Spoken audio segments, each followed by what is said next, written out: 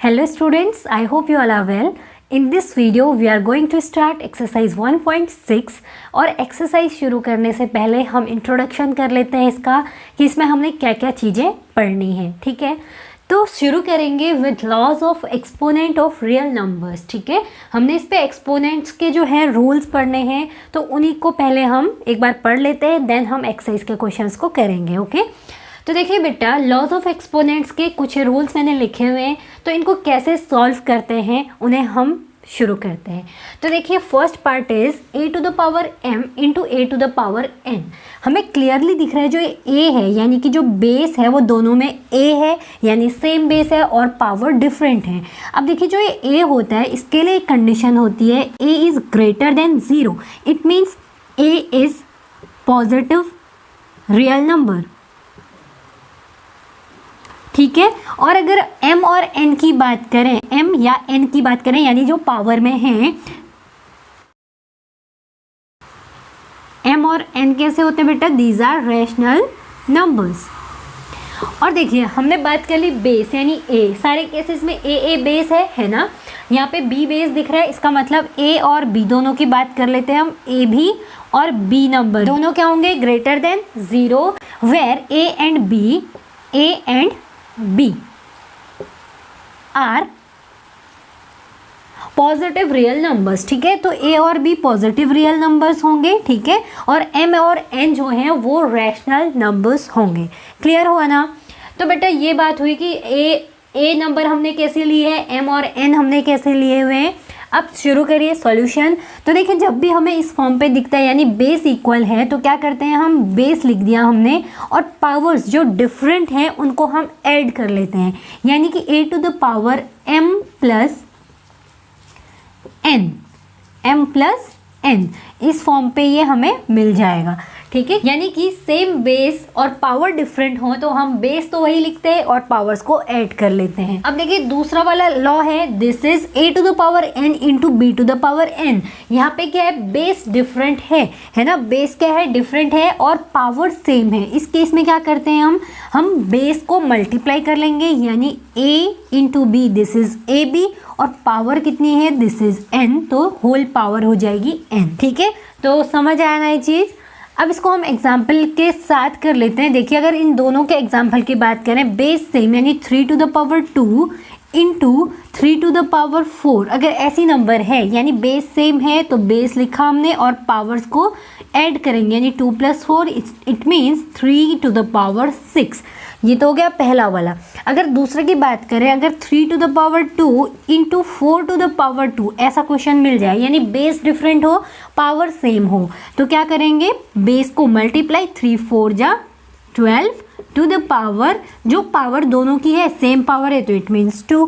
तो ये जो हमने सॉल्व किया ना, इस तरीके से क्वेश्चन करने से हमें मैथ्स में जो कैलकुलेशन है वो करना काफ़ी ईजी होता है, इसीलिए हम इन लॉज का यूज़ करते हैं। ठीक है, यानी कि अगर आप इस वाले को सॉल्व करेंगे तब भी वही आंसर मिलेगा और इसको सॉल्व करेंगे तब भी वही आंसर मिलेगा, इसीलिए हमने ये रूल्स यूज़ कर लिए। ठीक हो गया?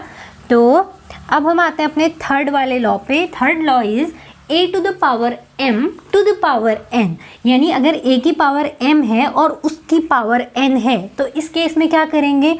देखिए, बेस इज a की पावर कितनी है? m, फिर इस पूरे टर्म की पावर है n, है ना। तो ये दोनों पावर्स आपस में मल्टीप्लाई हो जाती है, यानी mn, a to the power mn बन जाएगा ये। इसका एग्जांपल देख लीजिए, जैसे 2 to the power 2 whole power 2 हो अगर। ठीक है, अगर दिक्कत है तो इसको हम 2 टू द पावर 3 और इसको 4 कर लेते हैं। अब सारी नंबर्स डिफरेंट है ना, तो 2 to the power 3 whole power 4। अब क्या करेंगे? बेस इज 2, बेस तो हमने लिख दिया 2, और पावर्स को मल्टीप्लाई, यानी 3 4 जा 12। ठीक है, तो ये हो गया 2 टू द पावर 12। क्लियर है ना? अब हम आएंगे अपनी फोर्थ वाले लॉ पे। तो फोर्थ वाले लॉ में क्या बोला गया बेटा? This is a to the power m upon a to the power n, यानी एक नंबर हमारी a to the power m है जो कि न्यूमरेटर में है, और a to the power n base में है यानी डिनोमिनेटर में। अब देखिए, दोनों केसेस में a क्या है? बेस है। पहली वाली नंबर का भी बेस a है और दूसरी का भी बेस a है। अब बेस तो हमें मिल गया, दिस इज a। अब देखिए ऊपर वाली नंबर का जो पावर है दिस इज m और नीचे वाले की पावर है n। तो इस केस में क्या करते हैं, ऊपर वाले की पावर माइनस नीचे वाली पावर यानी m माइनस n कर देते हैं। ठीक है, सपोज करिए क्वेश्चन है 5 to the power 4 upon 5 to the power 2, ऐसा क्वेश्चन है। तो इसको सॉल्व कैसे करेंगे हम, सीधा 5 हमने बेस लिख लिया और ऊपर वाली power 4 minus 2, it means 5 to the power 2। Answer क्या है हमारा, 5 टू द पावर 2। समझ आया ना। तो इसी तरीके से इसको सॉल्व किया जाएगा। अब देखिए बेटा, इसी क्वेश्चन से यानी इसी वाले लॉ से हमारा ये लॉ निकल के आएगा। ये क्या है, देखिए अगर हमको बोला जाए 5 to the power 4 upon 5 to the power 4, ठीक है, क्या बोला, 5 to the power 4 upon 5 to the power 4, तो क्या हो गया बेटा, यहाँ पे देखेंगे तो 5 टू द पावर 4 माइनस 4, और ये क्या बन जाएगा 5 टू द पावर 0, और 5 टू द पावर 0 का मतलब कितना होता है, दिस इज 1, है ना। इसका मतलब अगर हम a टू द पावर 0 यानी किसी भी पॉजिटिव नंबर की पावर 0 कर दें, इसका मतलब आंसर इज 1, यानी a to the power 0 is 1। ठीक है, नाउ इससे एक चीज़ और निकल के आएगी। देखिए अगर 1 upon a to the power n लिखा हो कहीं, तो आप इसको लिख सकते हैं a to the power minus n। देखिए पहले a की पावर n कहाँ था हमारा, दिस इज इन डिनोमिनेटर, है ना। अगर हमने इसको ऊपर ले लिया तो पावर क्या है, पावर का साइन चेंज हो जाएगा, यहाँ प्लस था n तो ये हो गया माइनस में। अब ये कैसे हुआ, देखिए अगर 1 को देखें तो 1 को हम a टू द पावर 0 लिख सकते हैं ना। देखिए 1, अगर हम बात करें 1 upon a to the power n को हमने a की पावर माइनस n लिखा, तो ये हमने कैसे लिखा, देखिए अगर इसकी बात करें 1 की, है ना, पहले ले लेते हैं हम left hand side 1 upon a to the power n। तो देखिए 1 को हम ले सकते हैं a to the power 0 upon a to the power n, लिख सकते हैं ना इसको ऐसे हम। और a to the power 0 upon a to the power n, ये वाली फॉर्म मिल गई हमें, है ना। और इसको कैसे सॉल्व करते हैं, बेस इज सेम और जो पावर है दिस इज डिफरेंट, तो इसका मतलब हम a की पावर 0 माइनस n कर सकते हैं, और a to the power 0 minus 1 is a to the power minus n, इसीलिए हमने इसको 1 upon a to the power n को a to the power minus n लिखा। क्लियर हुआ ना बेटा। अब देखिए इससे हमें क्या पता लगा कि जो लॉज ऑफ एक्सपोनेंट, एक्सपोनेंट का मतलब क्या था, पावर्स, यानी एक्सपोनेंट के लिए हमने किसके ऊपर काम किया है, पावर्स के ऊपर काम किया है ना। तो ये बात हो गई हमारे इन लॉज की जो बेसिक लॉज थे। अब देखिए अगर बात करें इस वाले लॉ की, यानी कि nth root of a equal to b लिखा है ना। पहले तो ये बेसिक्स आप इनको ध्यान रखिए, उसके बाद इस पे आएंगे, ठीक है। तो देखिए अगर आपको बोला गया nth root of a equal to b, तो इसका क्या मतलब है बेटा, अगर nth रूट ऑफ a है, इसका मतलब हम a को कैसे लिख सकते हैं, a to the power 1 upon n लिख सकते हैं इसको, ठीक है, और इक्वल टू b। ठीक हो गया। तो ये हमने ऐसा क्यों लिखा, देखिए अगर आपसे बोला जाए स्क्वायर रूट ऑफ 4 कितना होता है ना, square root of 4 we all know that this is 2, है ना। पर ये आया कैसे, देखिए हमने स्क्वायर रूट ऑफ 4 लिखा है ना, तो स्क्वायर रूट ऑफ 4 को हम लिख सकते हैं 4 टू द पावर 1 अपॉन 2, यानी अगर स्क्वायर रूट था यानी स्क्वायर यहाँ 2 लिखा था तो ये 1 अपॉन 2, अगर क्यूब रूट होता तो 1 अपॉन 3 बन जाता है इधर, ठीक है। तो अगर स्क्वायर रूट की बात की तो ये 1 अपॉन 2 बन गया। अब देखिए 4 को हम लिख सकते हैं 2 स्क्वायर, 2 का स्क्वायर लिख सकते हैं ना 4 को, और पावर कितनी है इसकी 1 अपॉन 2। अब देखिए किस फॉर्म में बन गया, a to the power m into n, a to the power m into n मिला ना ये पावर। तो इसको हम सॉल्व कैसे करते हैं, a टू द पावर और पावर्स को हम मल्टीप्लाई कर देते हैं, यानी कि a यानी बेस इज 2, है ना, बेस इज 2 और पावर्स को मल्टीप्लाई करेंगे तो 2 इंटू 1 अपॉन 2, और इस 2 से ये कैंसिल हो गया, it means 2 to the power 1, इसका मतलब आंसर इज 2। तो इसीलिए हम स्क्वायर रूट ऑफ 4 बोलते हैं 2। इसका मतलब अगर nth रूट ऑफ a की बात करें तो हम लिख सकते हैं a to the power 1 upon n। Clear है ना। तो इसको लिखा जा सकता है a to the power 1 upon n equal to b, ठीक है। अब अगर ये 1 अपॉन n को मैं राइट में भेज दूँ, ठीक है, राइट में भेजूँ यानी b की पावर में भेज दें, तो ये बन जाएगा a equal to b to the power n, ठीक है। ये क्या बन गया, a equal to b to the power n। तो ये कैसे किया हमने, अगर हम इसका भी n पावर कर दें, यानी a 1/n की पावर हम अगर n कर दें और b की पावर n कर दें, ठीक है, यानी हमने दोनों तरफ क्या कर दिया, nth पावर लगा दी, तो उससे क्या होगा बेटा, ये n से n कैंसिल आउट हो जाएगा। कैसे, ये a to the power m into n है, इसका मतलब ये दोनों आपस में मल्टीप्लाई होंगी। कैसे होंगी, a to the power 1/n into n equal to b to the power n, और n से n कैंसिल आउट हो गया, तो क्या मिल गया हमें बेटा, this is a equal to b to the power n, मिल गया ना। तो इसका मतलब इस चीज़ को हम या तो ये लिख सकते हैं या फिर ये लिख सकते हैं, ठीक है, ये तीनों ही चीज़ें करेक्ट हैं, आप इनको कैसे भी लिख सकते हैं, ठीक हो गया। अब एक लास्ट बच गया हमारा, एक और लॉ बचा हुआ है, उसको भी हम देख लेते हैं, ठीक है।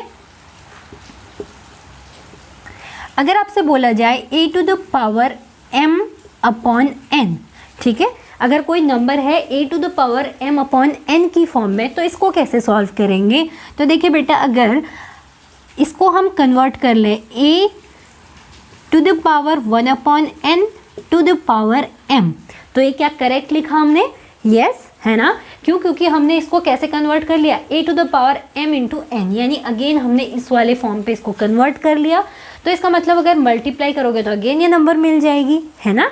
तो इसको आप लिख सकते हैं इस तरीके से, और साथ में इसको आप ये भी लिख सकते हैं, देखिए a to the power 1/n is nth root of a, इसकी होल पावर m लिख लीजिए, ठीक है। तो ये भी वही चीज़ है, ठीक है, a to the power m/n को हम या ये लिख सकते हैं या फिर ये लिख सकते हैं, ठीक है। अगर आपको ये बेसिक लॉ अच्छे से पता है, अगर आपको इसमें कोई कन्फ्यूज़न नहीं है, तो आप इनको आसानी से ओपन कर सकते हैं, है ना।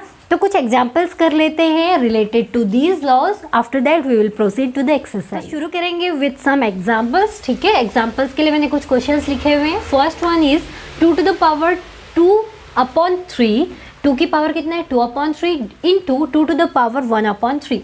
देखिए बेस इज सेम, यानी बेस तो हमारा है 2, अब पावर्स डिफरेंट है, 2 to the power m into 2 to the power n की फॉर्म में है, तो पावर्स क्या हो जाएंगी, ऐड, यानी 2/3 प्लस 1/3, है ना। तो सॉल्व करेंगे इसे, तो 2 टू द पावर, आपने एलसीएम लीजिए या सीधा ऐड कर लीजिए, दिस इज 3/3, दिस इज 1, तो आंसर इज 2, ठीक हो गया ना। तो फर्स्ट का आंसर हमें मिल गया 2। Now we will check for the second question, ठीक है। 3 to the power 1/5 to the power 4, यानी a to the power m to the power n, ठीक है। तो क्या करते हैं इसको हम, बेस इज 3, अब पावर्स को हम कर देंगे मल्टीप्लाई, है ना। तो 1/5 into 4 is 3 to the power 4/5, ठीक है ना। तो this is the answer for second question, ठीक है। Now we will check for third question, ठीक है। थर्ड वाला क्वेश्चन क्या है आपका, this is 7 to the power 1/5 upon 7 to the power 1/3। तो ये कैसा दिख रहा है बेटा, a to the power m upon a to the power n। तो देखिए बेस इज 7a, है ना। अब इसको क्या करेंगे हम, m minus n, a to the power m minus n हो जाएगा ना इसका, तो a to the power m is 1/5 minus 1/3, ठीक है। तो सॉल्व करेंगे इसे, तो 7 टू द पावर, तो एलसीएम लीजिए, दिस इज 5 3 जब 15, तो 3 minus 5, it means 7 to the power -2/15। तो this is the answer for question number 3। अब हम चेक करेंगे फॉर क्वेश्चन नंबर 4।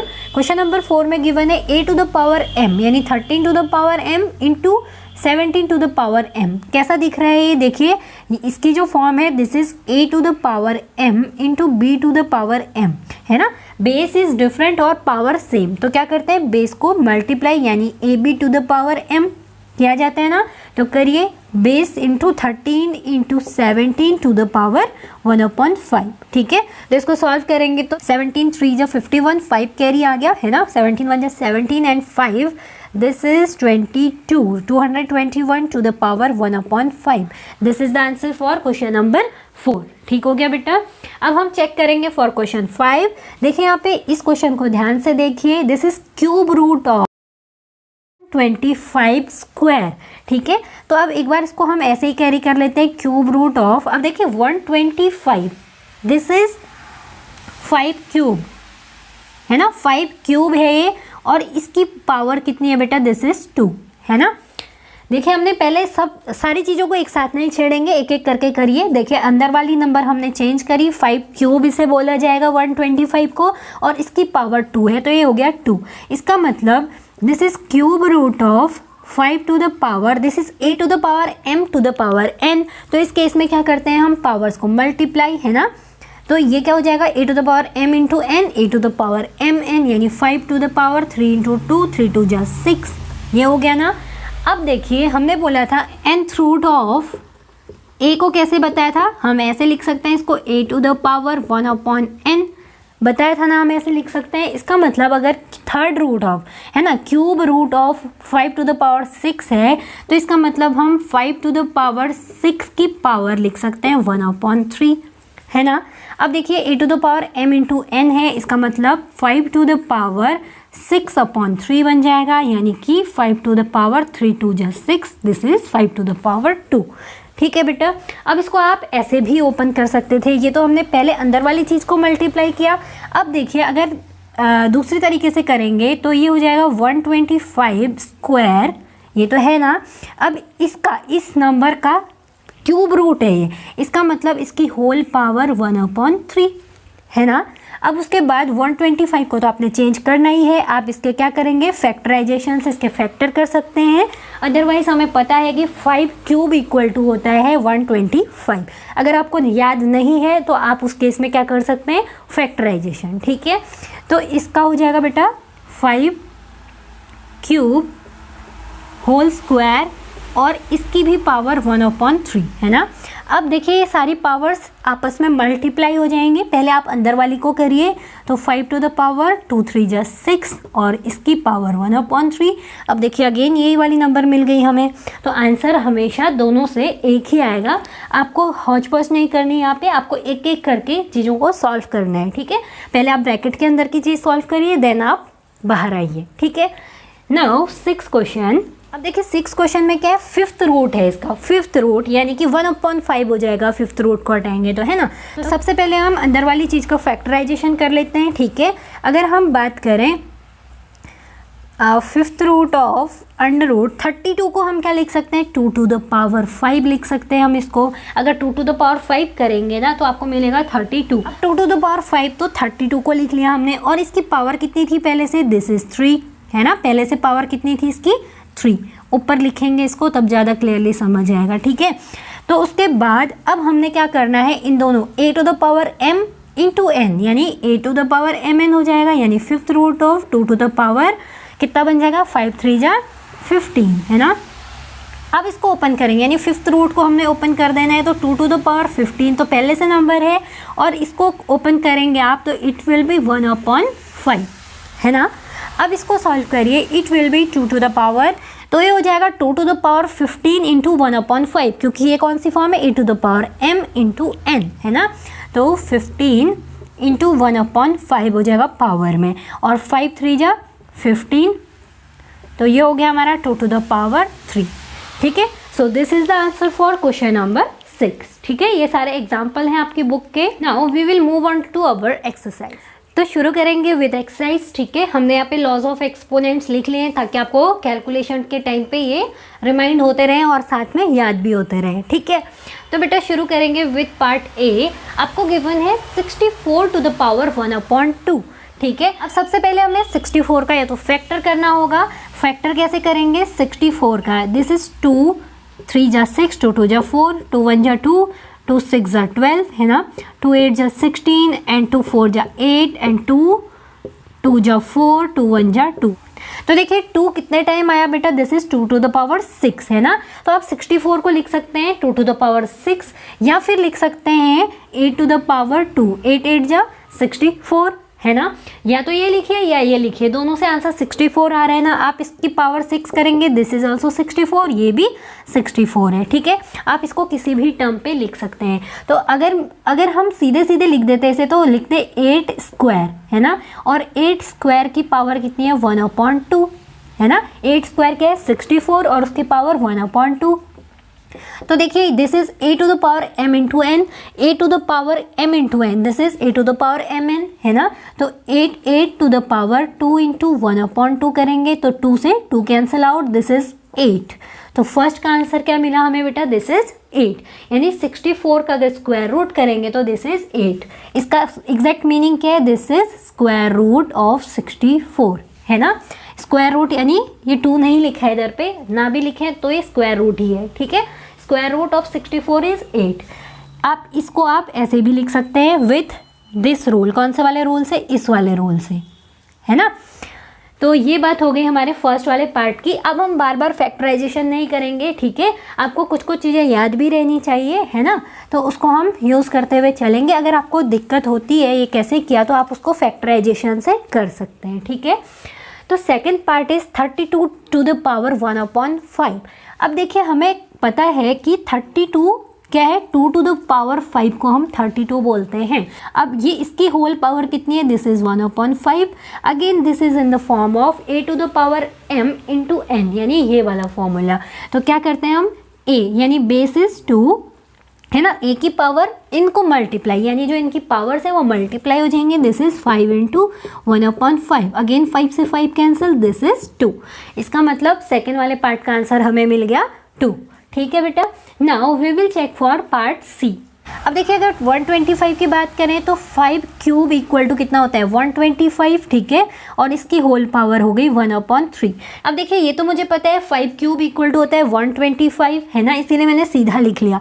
अगर आपको नहीं पता है, अगर आपको याद नहीं है, वैसे आपको स्क्वायर रूट और क्यूब रूट थोड़े याद होने चाहिए, कम से कम 15 तक तो याद होने ही चाहिए, ठीक है। स्क्वायर रूट तो इवन आपको 20 तक याद होना चाहिए, क्यूब रूट 15 तक चलेगा, ठीक है।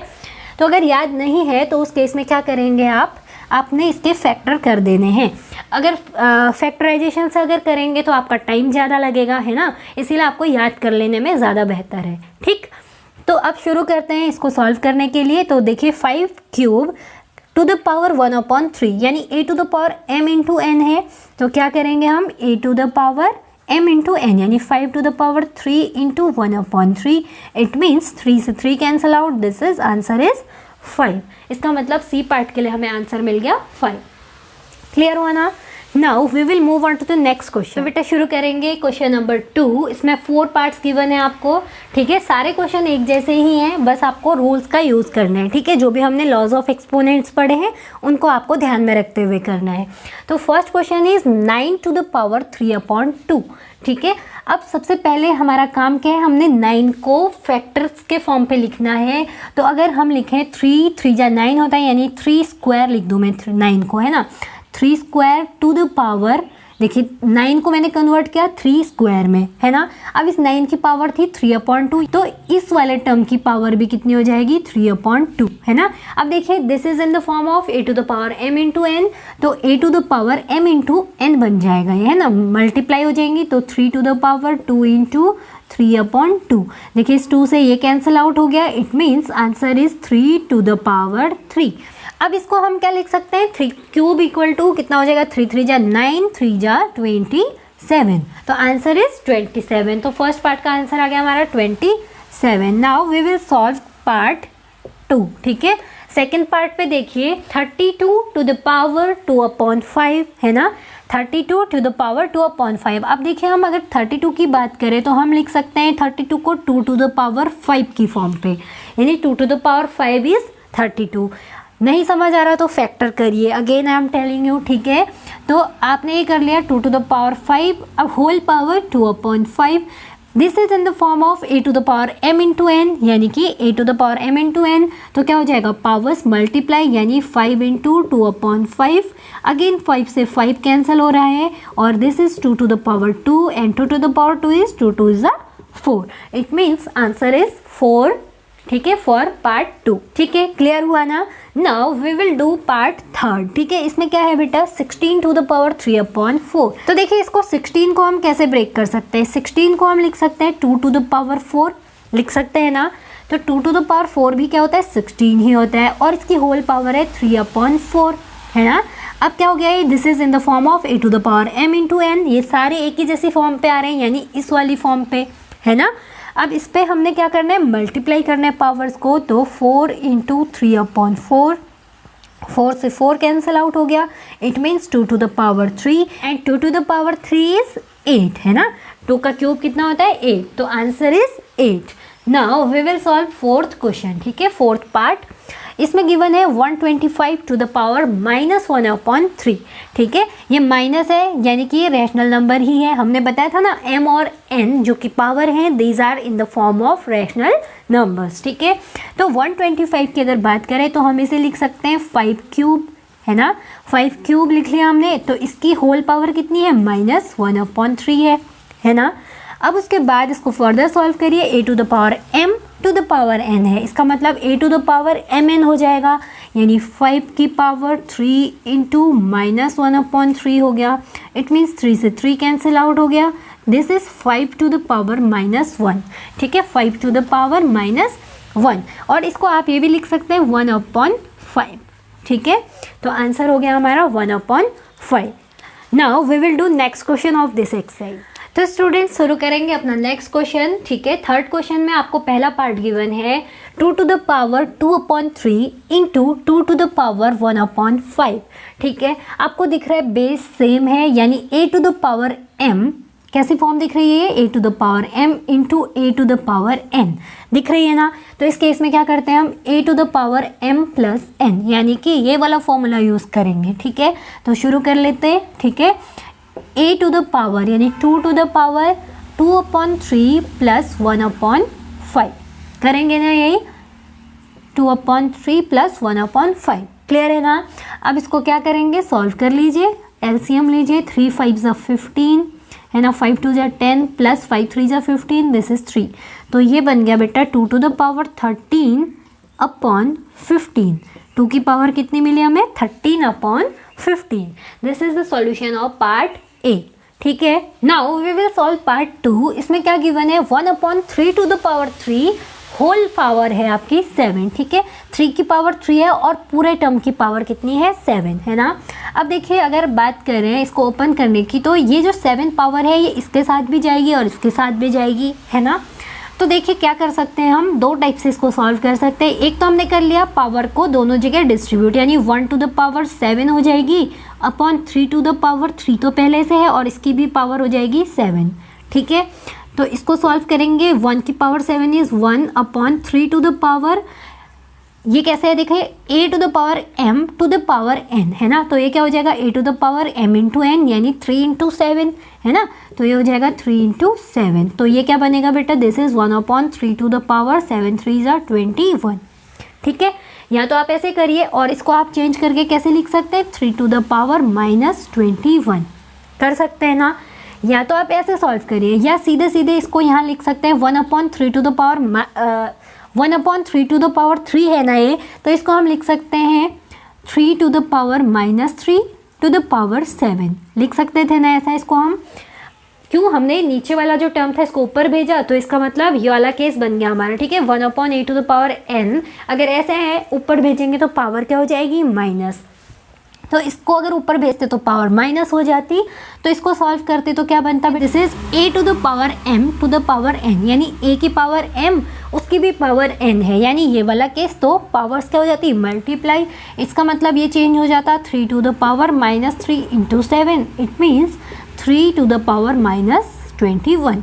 तो दोनों केसेस से हमको सेम आंसर मिला। तो आप कैसे भी उसको सॉल्व कर सकते हैं, पर आपको लॉज सही यूज़ करने हैं। ठीक है, जो आपको कन्वीनियंट लगे आप उसका यूज़ करिए। Okay, now we will solve third part. Okay, third part शुरू करेंगे। 11 to the power 1/2, 11 to the power 1/4 कैसा दिख रहा है, this is a to the power m upon a to the power n है ना। तो इसको कैसे सॉल्व करते हैं, a to the power m minus n करते हैं ना। तो इसको भी करिए, a कितना इधर 11 और m minus n, m is 1/2, n is 1/4 है ना।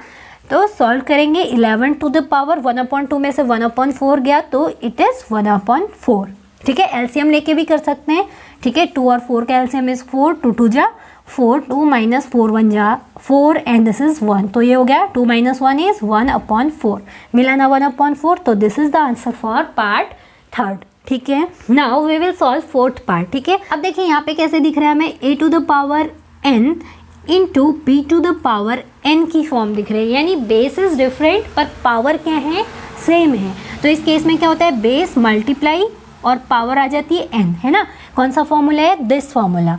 ठीक है ना। तो इसको करिए, बेस हमने क्या कर देना, मल्टीप्लाई 7 इंटू 8 है ना, बेस मल्टीप्लाई होगा और पावर विल बी 1/2। ठीक है, तो 7 8 जब 56 टू द पावर 1/2।